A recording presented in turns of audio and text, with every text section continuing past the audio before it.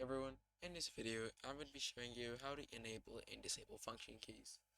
Now, the main reason you'd ever want to do this is if your keyboard's function key has been broken or it just simply doesn't work on your PC. This is a way to reactivate them so that you can use them once again.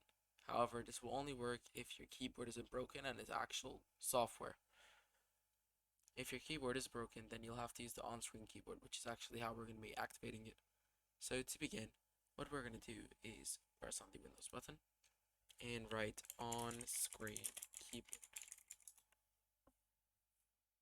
From there, once it is opened up, as you can see, it's our on screen keyboard. We can make it bigger. That's a bit too big.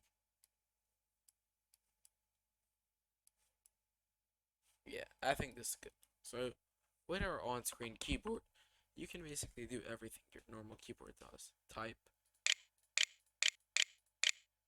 enable caps lock, and actually, I can't show you guys, but when I do press this, the caps lock key does light up on my keyboard, so that's pretty cool. What else? Maybe shift.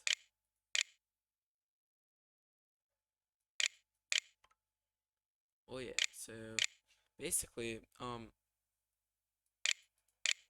how this works is what we're gonna do is, as you can see down here is the FN key function. Once we press on it, if we press on these, now you can see our keyboard is on function, so now you can use the function keys. And if you want to escape from the function keys, simply press the escape tab. This should reactivate the function keys.